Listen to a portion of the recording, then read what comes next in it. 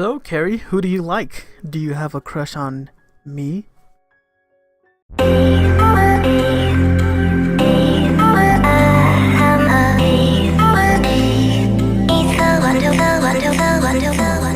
Guys, and welcome back to some more Sounds of Her Love. So, last time we left off, Mr. Erwood, Carrie's father, told us that she has a crush on us. So, let's see what happens. Diverting my attention back to Mr. Erwood, he continues talking with a smile on his face. Sorry, I had a burp. I don't know if you guys heard that, but I did. God dang it. Alright.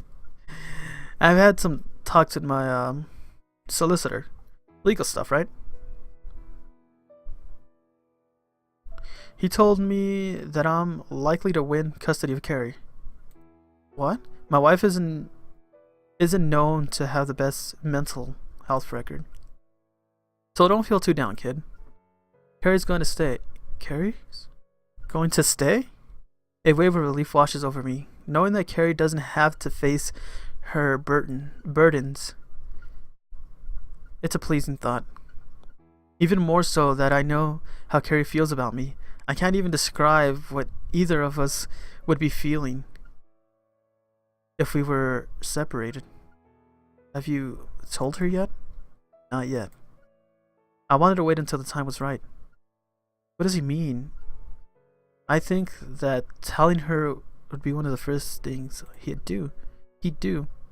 For days, Carrie has been awash with agony, finding herself disillusioned in reality as she faces having her life torn apart by an uncontrollable force. It's odd. Can I ask you for a favor? What? Take my daughter out on a date. What? It seems as if what is the only thing I can get out around this guy to be so full of surprises.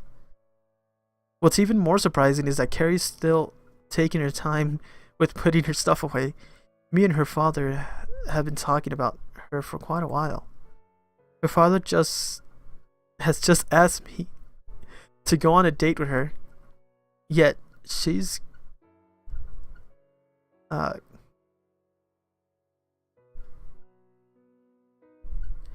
conveniently upstairs. I can't say that. I know it's like conveniently or something like that, but why am I saying it wrong? God, I haven't had a fuck up like this in a while. I was due for one, I guess. Upstairs, completely unaware of what's going on. Why are you so adamant about me and Carrie? I revealed my thoughts to him. In no way do I not want to go out with Carrie. It's just strange when her father is pushing us together. First, he tells me that she likes me, and now he's trying to get me to take her out? Aren't fathers supposed to be reluctant to let a guy date their daughters? Especially when they've known each other for less than 2 weeks. It's just Carrie's never had many friends. To know that she's managed to make one which she even likes, I don't want her to miss the opportunity. And hey, you're not a bad kid. I have no objections to you dating her. Hearing these words, they're strange thoughts which were never foreign, but a reality which certainly is new to me. I myself can't deny the feelings I've held for Carrie, even if they were abstract for most of the time. Now presented with this, I'm assured of what these feelings were. Love. The sound of footsteps resonate from the hallway, giving me and Mr. Erwood a clean sign to change the direction of our conversation. So, Rx, how's school? Oh, it's been great. I'm back. Oh, Carrie, sit down. I'll get dinner prepared for us. Walking out of the walking out of the room, Mr. Erwood leaves me and Carrie, the girl which drew out my inner feelings. Seeing her now sitting before me with a slight frown as she looks downwards at the table, fiddling with her braids, it makes my heart race. Mr. Erwood soon comes back into the room carrying plates topped with dinner. Carrie and I still sit in the silence, each of us taking occasional glances towards the other without being directly bothered by it. As Carrie's father places the plates in front of me and smells its stuff, the smell itself is enough to signal the quality of it. Last time his dinner was actually quite enjoyable, like Carrie said. It smells nice. I knew you'd like his cooking. Breaking the wall between us, Carrie finally speaks up. Her face, though, is still masked by sadness, possibly due to the events of what had happened the first time I tried her father's cooking. Unbeknownst? Is that even a word? I've never seen that word in my life. Unbeknownst to her thought. It seems things are going to work out in the end. I kind of want to look that up now, but I'll do it after this episode. I don't think that's a word. Mr. Erwood sits at Mr. Erwood sits at his own seat, and the three of us tuck into our meals. In between conversations, at least. So, how did you two meet anyway? I don't think you've ever told me, Carrie. Carrie's face is lit by embarrassment, both of us recalling the events of that day. It's funny now to think that a chance event could bring us so close to each other. I glance at Carrie, signing to her that she can explain everything to her father. It's a cruel thing to do, considering she timidly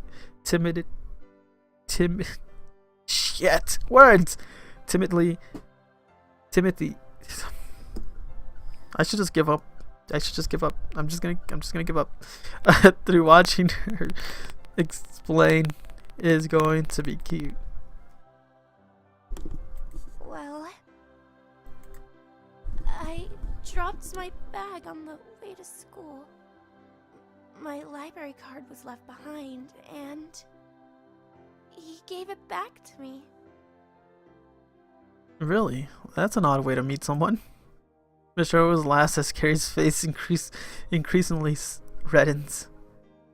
There are, of course, more details to it than that.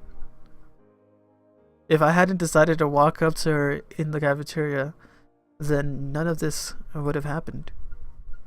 Carrie's face still seems sorrowful, making her remember how we met when she still thinks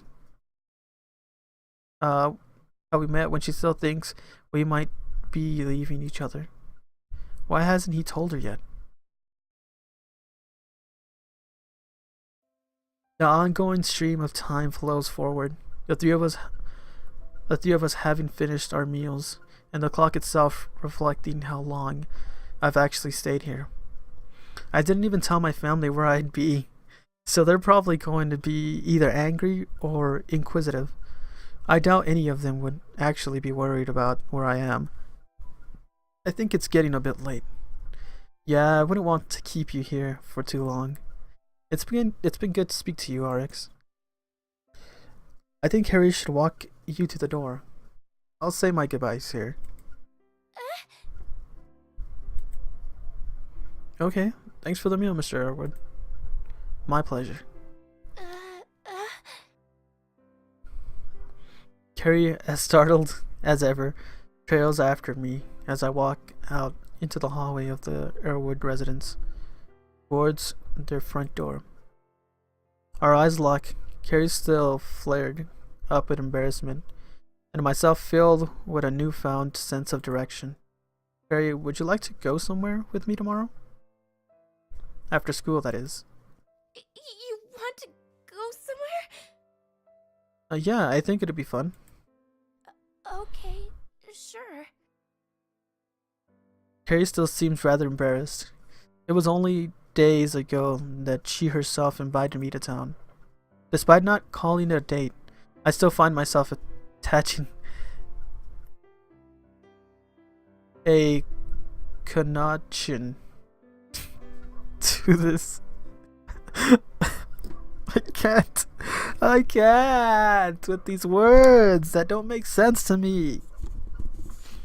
Half of the words are probably not even real. Well, at least that unbeknown this isn't real. I hope it's not real. I'm gonna be so pissed if it's real. Anyways, this upcoming trip with her. God, speak words, mouth open, talk. I don't plan on missing any opportunities with it. Anyways, I think we should get going. I should get going. I'll see you at school tomorrow, Carrie. I try to make a swift exit, despite wanting to spend as much time with her as I can. Standing here with my heart pounding in my chest is sending my mind into a frenzy. See you tomorrow. Stepping outside, I turn back to Carrie and give her a smile, one which thankfully she returns, knowing that there's a future for us somewhere. It makes me feel content. Carrie slowly shuts the door behind me, as if trying to savor our time together. Things for us have been quick, sure, but tomorrow I plan on changing the course of things for both of us. To finally be there for Carrie, even if she's no longer constrained by the burden of depression. I'm looking forward to it, but it's going to be hard to wait. Alright, so this is where this episode's gonna end. It went on for like a few minutes longer than it should have because I'm dumb and I can't read random ass words that I've never seen before, technically.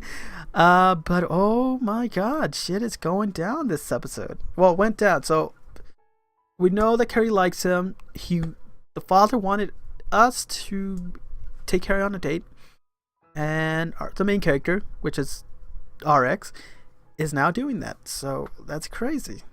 I wonder what's gonna happen on their date. Anyways, hope you guys enjoyed. Leave a like, leave a comment, subscribe for more, and I'll see you guys next time when they go on the date. Goodbye.